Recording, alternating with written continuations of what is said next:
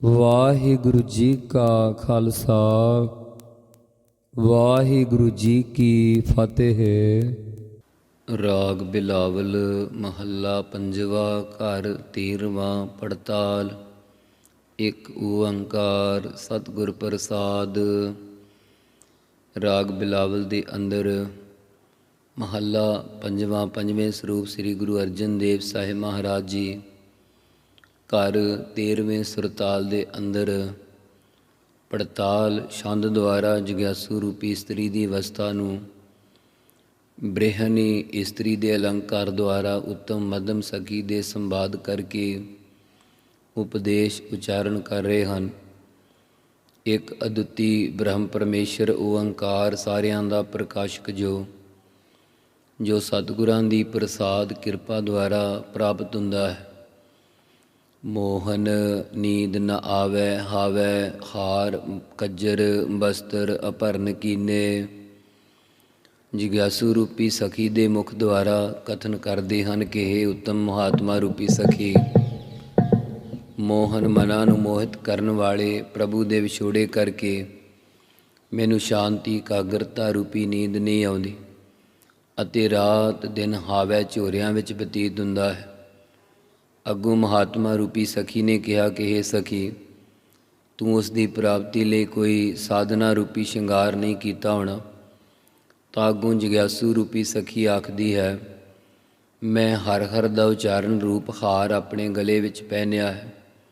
ਸਮਾਧੀ ਲਾਉਣ ਰੂਪ ਜਾਂ ਸ਼ਸਤਰਾਂ ਦਾ ਗਿਆਨ ਰੂਪੀ ਕਜਰ ਕਹੀਏ ਸੁਰਮਾ ਵੀ ਆਪਣੇ ਨੇਤਰਾਂ ਵਿੱਚ ਪਾਉਣਾ ਕੀਤਾ ਹੈ। ਇੰਦਰੀਆਂ ਦਾ ਦਮਨ ਰੂਪੀ ਜਾਂ ਵਿਵੇਕ ਵਿਰਾਗ ਖੜ ਸੰਪਤੀ ਤੇ ਮੋਖ ਇੱਛਾ ਰੂਪੀ ਤਨ ਉੱਪਰ ਸੁੰਦਰ ਬਸਤਰ ਕੱਪੜੇ ਅਤੇ ਸ਼ਰਵਣ ਮੰਨਣ ਗਿਆਨ ਰੂਪੀ ਅਭਰਨ ਗਹਿਣੇ ਵੀ ਪਾਉਣਾ ਕੀਤੇ ਹਨ। ਓਡੀਨੀ ਓਡੀਨੀ ਓਡੀਨੀ ਕਬ ਘਰ ਆਵੈ ਰੀ ਰਹਾਉ। ਹੇ ਮਹਾਤਮਾ ਰੂਪੀ ਸਖੀ, ਮੈਂ ਮਨ ਕਰਕੇ ਉਸ ਆਪਣੇ ਪਿਰੀ ਨੂੰ ਉਡੀਨੀ ਉਡੀਕਦੀ ਹਾਂ, ਬਾਣੀ ਕਰਕੇ ਵੀ ਉਡੀਨੀ ਉਡੀਕਦੀ ਹਾਂ ਅਤੇ ਸਰੀਰ ਕਰਕੇ ਵੀ ਉਡੀਨੀ ਉਡੀਕ ਰਹੀ ਹਾਂ। ਅਥਵਾ ਮੈਂ ਉਡੀਨੀ ਦੁਖੀ ਤੇ ਉਡੀਨੀ ਉਦਾਸ ਨਿੰਮੋ ਚੂਣੀ ਹੋ ਕੇ ਉਸ ਪਿਰੀ ਨੂੰ ਉਡੀਕ ਰਹੀ ਹਾਂ। ਰੀ ਤੋਂ ਭਾਵ ਹੈ ਸਖੀਓ ਪਿਰੀ ਕਬ ਕਦੋਂ ਮੇਰੇ ਹਿਰਦੇ ਰੂਪੀ ਘਰ ਵਿੱਚ ਆਵੇਗਾ, ਭਾਵ ਆ ਕੇ ਸਾਕਸ਼ਾਤ ਹੋਵੇਗਾ। ਰਹਾਉ। ਸਰਨ ਸੁਹਾਗਨ ਚਰਨ ਸੀਸ ਧਰ ਲਾਲਨ ਮੋਹ ਮਿਲਾਵੋ। ਹੇ ਮਹਾਤਮਾ ਰੂਪੀ ਸੁਹਾਗਵੰਤੀ ਵਾ ਪਤੀ ਪਰਮੇਸ਼ਰ ਦੇ ਆਨੰਦ ਨੂੰ ਮਾਨਣ ਵਾਲੀ ਮਹਾਤਮਾ ਰੂਪ ਸਖੀ, ਮੈਂ ਤੁਹਾਡੀ ਸਰਨ ਓਟ ਵਿੱਚ ਪੈ ਕੇ ਤੁਹਾਡੇ ਚਰਨਾਂ ਉੱਪਰ ਆਪਣਾ ਸਿਰ ਰੱਖਦੀ ਹਾਂ, ਭਾਵ ਹੰਕਾਰ ਤਿਆਗ ਕੇ ਨਿਮਰਤਾ ਵਿੱਚ ਬੇਨਤੀ ਕਰਦੀ ਹਾਂ ਕਿ ਤੁਸੀਂ ਮੈਨੂੰ ਮੇਰਾ ਲਾਲਨ ਪਿਆਰਾ ਪ੍ਰਭੂ ਮਿਲਾਉਣਾ ਕਰੋ। ਕਬ ਘਰ ਆਵੈ ਰੀ। ਹੇ ਮਹਾਤਮਾ ਰੂਪੀ ਉੱਤਮ ਸਖੀ, ਮੇਰਾ ਪਿਰੀ ਪਤੀ ਪਰਮਾਤਮਾ ਕਦੋਂ ਮੇਰੇ ਹਿਰਦੇ ਰੂਪੀ ਘਰ ਵਿੱਚ ਆ ਕੇ ਸਾਕਸ਼ਾਤ ਹੋ ਜਾਵੇਗਾ। ਸੁਨੋ ਸਹੇਰੀ ਮਿਲਨ ਬਾਤ ਕਹੋ, ਸਗਰੋ ਅਹੰਗ ਮਿਟਾਵੋ, ਤਉ ਘਰ ਹੀ ਲਾਲਨ ਪਾਵੋ। ਅੱਗੋਂ ਹੁਣ ਮਹਾਤਮਾ ਰੂਪੀ ਸਖੀ ਆਖਦੀ ਆ ਕਿ ਹੇ ਜਗਿਆਸੂ ਰੂਪੀ ਸਹੇਲੀ, ਸੁਣਨਾ ਕਰ, ਮੈਂ ਤੈਨੂੰ ਪ੍ਰਭੂ ਪਤੀ ਨਾਲ ਮਿਲਣ ਵਾਲੀ ਗੱਲਬਾਤ ਆਖਦੀ ਹਾਂ। ਜਦੋਂ ਤੂੰ ਆਪਣੇ ਹਿਰਦੇ ਅੰਦਰੋਂ ਗੁਣਾ ਧਨ ਸਰੀਰ ਆਦਿ ਦਾ ਹੰਕਾਰ ਮੇਟ ਲਵੇਂਗੀ, ਤਦੋਂ ਤੂੰ ਹਿਰਦੇ ਰੂਪੀ ਘਰ ਦੇ ਵਿੱਚੋਂ ਹੀ ਲਾਲਨ ਪਿਆਰੇ ਪ੍ਰਭੂ ਪਤੀ ਨੂੰ ਪਾ ਲਵੇਂਗੀ। ਤਬ ਰਸ ਮੰਗਲ ਗੁਣ ਗਾਵੋ, ਆਨੰਦ ਰੂਪ ਧਿਆਵੋ। ਤਦੋਂ ਤੂੰ ਰਸ ਪ੍ਰੇਮ ਤੇ ਮੰਗਲ ਖੁਸ਼ੀ ਨਾਲ ਉਸ ਪਿਰੀ ਦੇ ਗੁਣ ਗਾਉਣਾ ਕਰੇਗੀ ਅਤੇ ਉਸ ਆਨੰਦ ਸਰੂਪ ਨੂੰ ਸਿਮਰੇਗੀ। ਨਾਨਕ ਦੁਆਰੈ ਆਇਓ, ਤਉ ਮੈਂ ਲਾਲਨ ਪਾਇਓ ਰੀ। ਸਤਿਗੁਰੂ ਸਾਹਿਬ ਜੀ ਉੱਤਮ ਸਖੀ ਦੇ ਰੂਪ ਵਿੱਚ ਕਥਨ ਕਰ ਰਹੇ ਆ ਕਿ ਜਦੋਂ ਮੈਂ ਸਤਸੰਗਤ ਰੂਪੀ ਦਰ ਉੱਪਰ ਆਉਣਾ ਕੀਤਾ, ਰੀ ਤੋਂ ਭਾਵ ਹੈ ਜਗਿਆਸੂ ਰੂਪ ਸਖੀ, ਤਦੋਂ ਹੀ ਮੈਂ ਲਾਲਨ ਪਿਆਰੇ ਪ੍ਰਭੂ ਪਤੀ ਨੂੰ ਪਾਉਣਾ ਕੀਤਾ ਹੈ। ਮੋਹਨ ਰੂਪ ਦਿਖਾਵੈ ਅਬ ਮੋਹ ਨੀਂਦ ਸੁਹਾਵੈ। ਜਦੋਂ ਮੋਹ ਲੈਣ ਵਾਲੇ ਪ੍ਰਭੂ ਨੇ ਆਪਣੇ ਸਰੂਪ ਸਾਕਸ਼ਾਤ ਕਰਕੇ ਵਿਖਾਉਣਾ ਕੀਤਾ, ਅਬ ਹੁਣ ਕਹੀਏ ਮੈਨੂੰ ਸ਼ਾਂਤੀ ਇਕਾਗਰਤਾ ਰੂਪੀ ਨੀਂਦ ਸੁਹਾਉਂਦੀ ਹੈ। ਸਭ ਮੇਰੀ ਤਿਖਾ ਬੁਝਾਨੀ ਅਬ ਮੈਂ ਸਹਿਜ ਸਮਾਨੀ। हे ਸਖੀ, ਮੇਰੀ ਆਸਾ ਤ੍ਰਿਸ਼ਨਾ ਰੂਪੀ ਸਾਰੀ ਤਿਖਾ ਪਿਆਸ ਪਿਰੀ ਨੇ ਬੁਝਾਨੀ ਨਿਵਰਤ ਕਰ ਦਿੱਤੀ ਹੈ। ਹੁਣ ਮੈਂ ਸਹਿਜ ਸ਼ਾਂਤੀ ਸਰੂਪ ਵਿੱਚ ਸਮਾ ਗਈ, ਭੇਦ ਹੋ ਗਈ। ਮੀਠੀ ਪਿਰਹਿ ਕਹਾਣੀ ਮੋਹਨ ਲਾਲਨ ਪਾਇਓ ਰੀ ਰਹਾਉ ਦੂਜਾ। ਪਤੀ ਪਰਮਾਤਮਾ ਦੀ ਅਭੇਦਤਾ ਰੂਪੀ ਕਹਾਣੀ ਕਥਾ ਮਿੱਠੀ ਪਿਆਰੀ ਹੈ। हे ਸਖੀ, ਮੈਂ ਲਾਲਨ ਪਿਆਰਾ ਪਰਮਾਤਮਾ ਪ੍ਰਾਪਤ ਕਰ ਲਿਆ ਹੈ। ਰਹਾਉ। ਬਿਲਾਵਲ ਮਹੱਲਾ ਪੰਜਵਾ। ਮੋਰੀ ਅਹੰ ਜਾਇ ਦਰਸ਼ਨ ਪਾਵਤ ਹੈ। ਹੀ ਭਾਈ ਪਰਮਾਤਮਾ ਰੂਪੀ ਪਤੀ ਦਾ ਦਰਸ਼ਨ ਦੀਦਾਰ ਪਾਉਂਦਿਆਂ ਹੀ ਮੇਰੀ ਅਹੰਤਾ ਚਲੀ ਜਾਂਦੀ ਹੈ। ਰਾਚੋ ਨਾਥ ਹੀ ਸਹਾਈ ਸੰਤਨਾ ਅਬ ਚਰਨ ਗਹੇ ਰਹਾਉ। ਨਿਸ਼ਚੇ ਕਰਕੇ ਵਾ ਹੀਨ ਹਿਰਦੇ ਕਰਕੇ ਨਾਥ ਮਾਲਕ ਪ੍ਰਭੂ ਦੇ ਨਾਲ ਰਚਿਆ ਹੋਇਆ ਹਾਂ, ਜੋ ਪ੍ਰਭੂ ਸੰਤ ਜਨਾਂ ਦਾ ਸਹਾਇਕ ਹੈ। ਅਬ ਹੁਣ ਮੈਂ ਉਸ ਪ੍ਰਭੂ ਦੇ ਚਰਨ ਗਏ ਗ੍ਰਹਿਣ ਕੀਤੇ ਹਨ। ਰਹਾਉ। ਆਹੇ ਮਨ ਅਵਰ ਨ ਪਾਵੈ ਚਰਨਾਵੈ ਚਰਨਾਵੈ ਉਲਝਿਓ ਅਲ ਮਕਰੰਦ ਕਮਲ ਜਿਓ। हे ਭਾਈ, ਸਾਡੇ ਮਨ ਨੂੰ ਹੋਰ ਕੁਝ ਵੀ ਨਹੀਂ ਪਾਉਂਦਾ। ਅਸੀਂ ਤਾਂ ਪ੍ਰਭੂ ਦੇ ਚਰਨਾਵੈ ਚਰਨਾ ਹੀ ਚਰਨਾਂ ਨੂੰ ਆਹੇ ਚਾਹੁੰਦੇ ਹਾਂ। ਵਾ ਸਾਰਿਆਂ ਦੇ ਚਰਨਾਵੈ ਪੂਜਨੀਕ ਅਧਿਸ਼ਠਾਨ ਰੂਪ ਪ੍ਰਭੂ ਦੇ ਚਰਨ ਸਾਡੇ ਮਨ ਵਿੱਚ ਆ ਕੇ ਵਸਣ। ਸਾਡਾ ਮਨ ਪ੍ਰਭੂ ਦੇ ਪ੍ਰੇਮ ਨਾਲ ਇਉਂ ਉਲਝਿਆ ਹੈ ਜਿਵੇਂ ਅਲ ਭੌਰਾ ਕਮਲ ਦੇ ਮਕਰੰਦ ਧੂੜੇ ਰਸ ਨਾਲ ਉਲਝਿਆ ਹੁੰਦਾ। ਅਨ ਰਸ ਨਹੀਂ ਚਾਹੈ ਏਕੈ ਹਰ ਲਾਹੈ। ਜਿਵੇਂ ਭੌਰਾ ਕਮਲ ਦੀ ਸੁਗੰਧੀ ਤੋਂ ਬਿਨਾਂ ਹੋਰ ਸੁਗੰਧੀ ਨੂੰ ਨਹੀਂ ਚਾਹੁੰਦਾ, ਤਿਵੇਂ ਸਾਡਾ ਮਨ ਅਨ ਹੋਰ ਦਵੈਤ ਦੇ ਰਸਾਂ ਨੂੰ ਨਹੀਂ ਚਾਹੁੰਦਾ। ਕੇਵਲ ਇੱਕ ਪਰਮਾਤਮਾ ਦੇ ਨਾਮ ਦਾ ਹੀ ਲਾਭ ਚਾਹੁੰਦਾ ਹੈ। ਅਨ ਤੇ ਟੂਟੀਐ ਰਿਖ ਤੇ ਛੂਟੀਐ। ਜੇਕਰ ਹੋਰ ਰਸਾਂ ਦਵੈਤ ਤੋਂ ਟੁੱਟ ਜਾਈਏ ਤਾਂ ਰਿਖ ਇੰਦਰੀਆਂ ਦੇ ਵਿਸ਼ਿਆਂ ਵਾ ਰਿਖ ਧਰਮ ਰਾਜੇ ਤੋਂ ਛੁੱਟ ਜਾਈਦਾ ਹੈ।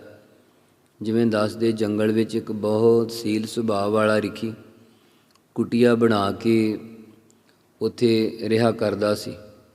ਜਦੋਂ ਉਹ ਕਿਸੇ ਨੂੰ ਕੋਈ ਮੰਦਾ ਬਚਨ ਵੀ ਨਹੀਂ ਸੀ ਬੋਲਦਾ, ਇੱਕ ਦਿਨ ਧਰਮਰਾਜ ਇਸ ਰਿਖੀ ਦੀ ਪਰਖ ਕਰਨ ਵਾਸਤੇ ਇਸ ਦੀ ਗੈਰ ਹਾਜ਼ਰੀ ਵਿੱਚ ਇਸ ਦੀ ਕੁਟੀਆ ਵਿੱਚ ਆ ਗਿਆ। ਜੁੱਤੀ ਬਾਹਰ ਲਾ ਕੇ ਇਸ ਦੇ ਰੂਪ ਵਿੱਚ ਇਸ ਦੀ ਪਤਨੀ ਕੋਲ ਜਾ ਕੇ ਬੈਠ ਗਿਆ। ਇਤਨੇ ਨੂੰ ਬਾਹਰੋਂ ਉਹ ਰਿਖੀ ਵੀ ਆ ਗਿਆ ਅਤੇ ਬਾਹਰ ਕਿਸੇ ਦੀ ਜੁੱਤੀ ਲੱਥੀ ਦੇਖ ਬਾਹਰ ਹੀ ਖੜ੍ਹਾ ਰਿਹਾ। ਇੰਨੇ ਨੂੰ ਧਰਮ ਰਾਜਾ ਰਿਖੀ ਦੇ ਰੂਪ ਵਿੱਚ ਬਾਹਰ ਆਇਆ ਤਾਂ ਰਿਖੀ ਨੇ ਧਰਮ ਰਾਜੇ ਦੇ ਪੈਰੀਂ ਹੱਥ ਲਾ ਦਿੱਤੇ। ਧਰਮ ਰਾਜੇ ਨੇ ਕਿਹਾ, ਮੈਂ ਤੁਹਾਡੇ ਸੁਭਾਅ ਦੀ ਹੀ ਪਰਖ ਕਰਨ ਆਇਆ ਸੀ। ਜਿਸ ਸੁਭਾਅ ਵਿੱਚ ਤੁਸੀਂ ਹਰ ਹਾਲਤ ਵਿੱਚ ਪਰਪੱਕ ਹੋ, ਇਸ ਲਈ ਤੁਸੀਂ ਕੋਈ ਵਰ ਮੰਗੋ। ਅੱਗੋਂ ਰਿਖੀ ਨੇ ਕਿਹਾ ਕਿ ਹੇ ਮਹਾਰਾਜ, ਤੁਸੀਂ ਇੱਕ ਰਿਖੀ ਦਾ ਰੂਪ ਧਾਰਨ ਕੀਤਾ ਹੈ, ਜਿਸ ਕਰਕੇ ਤੁਹਾਡਾ ਨਾਮ ਵੀ ਰਿਖੀ ਪੈ ਜਾਵੇ। ਅੱਗੋਂ ਧਰਮ ਰਾਜੇ ਨੇ ਕਿਹਾ ਕਿ ਤਥਾਸਤੂ। ਸੋ ਇਸ ਪ੍ਰਕਾਰ ਰਿਖ ਪਦ ਦਾ ਅਰਥ ਧਰਮਰਾਜ ਵੀ ਹੈ। ਮਨ ਹਰ ਰਸ ਘੂਟੀਐ ਸੰਗ ਸਾਧੂ ਉਲਟੀਐ।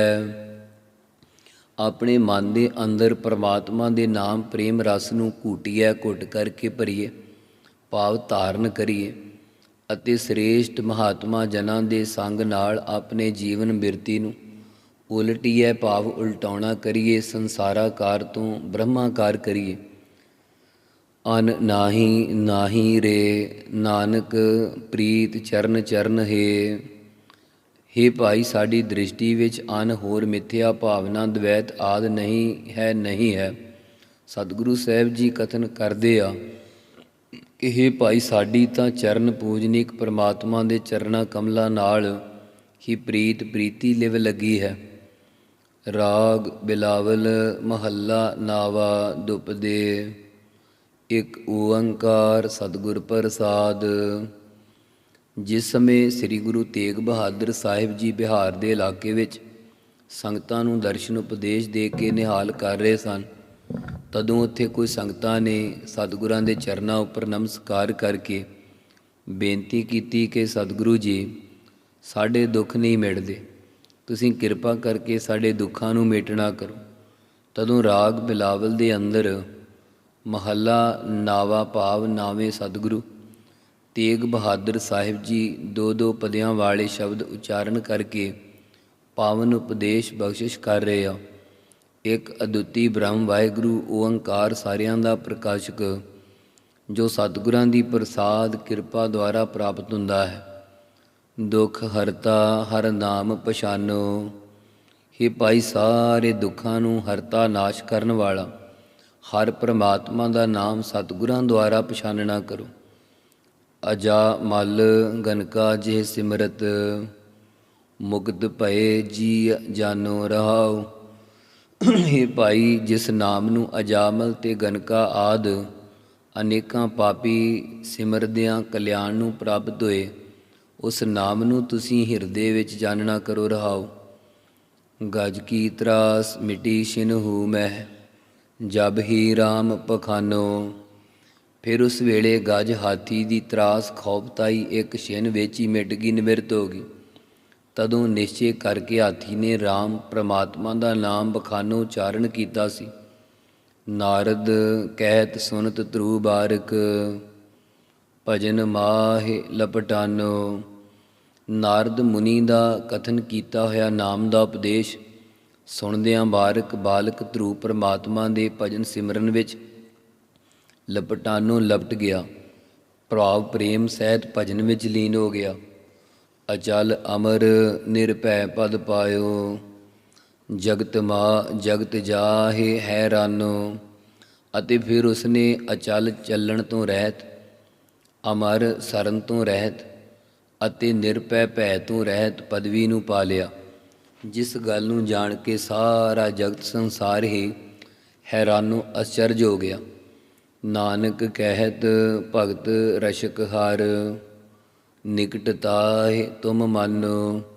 ਸਤਿਗੁਰੂ ਸਾਹਿਬ ਜੀ ਕਥਨ ਕਰਦੇ ਹਨ ਕਿ ਜੋ ਪਰਮਾਤਮਾ ਭਗਤ ਸੇਵਕਾਂ ਦਾ ਰਸ਼ਕ ਰੱਖਿਆ ਕਰਨ ਵਾਲਾ ਹੈ, ਉਸ ਨੂੰ ਤੁਸੀਂ ਆਪਣੇ ਨਿਕਟ ਨੇੜੇ ਤੋਂ ਨੇੜੇ ਮਾਨੋ, ਮੰਨਣਾ ਕਰੋ।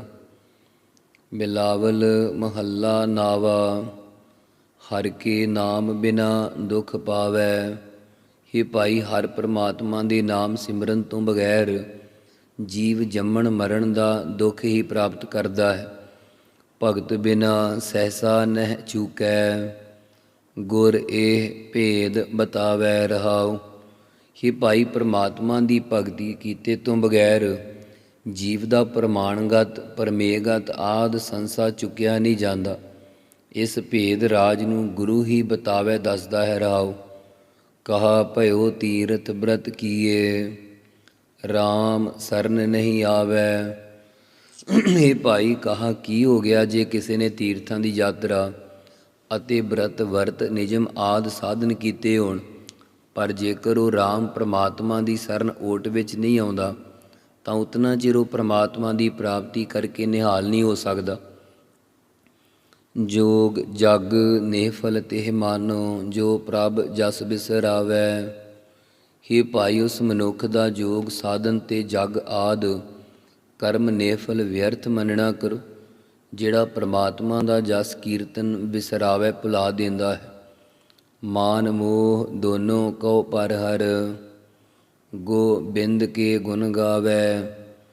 हे ਭਾਈ, ਜਿਸ ਲਈ ਗੁਣਾ ਆਦਿ ਦਾ ਮਾਨ ਹੰਕਾਰ ਤੇ ਸਰੀਰਾਂ ਆਦਿ ਦਾ ਮੋਹ, ਇਹਨਾਂ ਦੋਵਾਂ ਔਗਣਾਂ ਨੂੰ ਹੀ ਪਰ ਹਰ ਤਿਆਗ ਕਰਕੇ ਗੋਬਿੰਦ ਪਰਮਾਤਮਾ ਦੇ ਗੁਣ ਗਾਉਣਾ ਕਰੇ। ਕਹੋ ਨਾਨਕ ਇਹ ਬਿਦ ਕੋ ਪ੍ਰਾਨੀ, ਜੀਵਨ ਮੁਕਤ ਕਹਾਵੈ। ਸਤਿਗੁਰੂ ਸਾਹਿਬ ਜੀ ਕਥਨ ਕਰਦੇ ਕਿ हे ਭਾਈ, ਜੋ ਕੋਈ ਇਸ ਬਿਦ ਤਰੀਕੇ ਦਾ ਪ੍ਰਾਨੀ ਜੀਵ ਹੈ, ਉਹ ਹੀ ਜੀਵਨ ਮੁਕਤ ਕਹਾਵੈ ਅਖਵਾ ਸਕਦਾ ਹੈ। ਵਾਹਿਗੁਰੂ ਵਾਹਿਗੁਰੂ ਵਾਹਿਗੁਰੂ ਵਾਹਿਗੁਰੂ ਵਾਹਿਗੁਰੂ ਵਾਹਿਗੁਰੂ। ਵਾਹਿਗੁਰੂ ਵਾਹਿਗੁਰੂ ਵਾਹਿਗੁਰੂ ਵਾਹਿਗੁਰੂ ਵਾਹਿਗੁਰੂ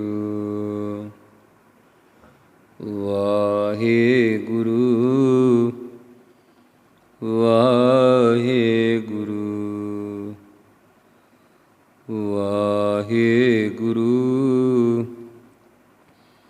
ਵਾਹਿਗੁਰੂ ਵਾਹਿਗੁਰੂ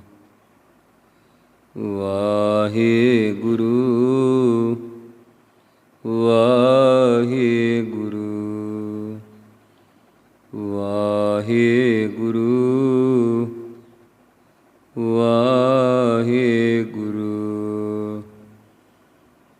ਵਾਹਿਗੁਰੂ